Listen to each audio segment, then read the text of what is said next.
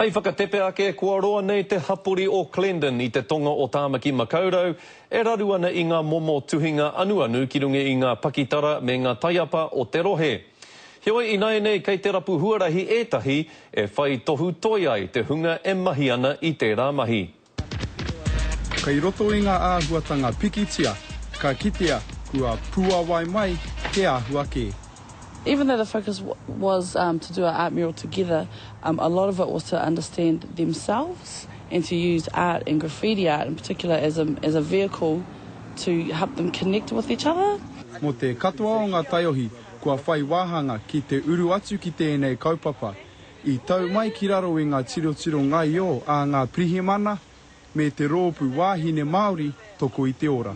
It's a behavioural change rather than just having their work painted over.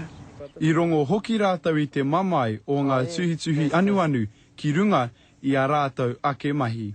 Gutted is. Pretty gutted. Looked better when I done it before, but now looks a bit not like me. E hara te kaupapa I te whakamutu I a rātau mahi anuhia ki ngā taputapu a etahi atu. Engari, he kawe I te āhua toi, e puawai ai he oranga, e kore ai hoki, e taka mai te ringa kaha o te ture ki te tāmi I a rātau. You see taking in that a lot around this community, but if you can change into something positive, which a lot of them do anyway, then that's always a positive. Mā te waituhi whakaaro, te rapia, ka whai ake te mā tātuhi a tāhua, hei whakatō I te wairua, ki te whai hua, kaua, ki te whakahoha I te hapori. These youngsters understand that you can be intelligent and still have street credibility, which is important to them and good for them to have an education.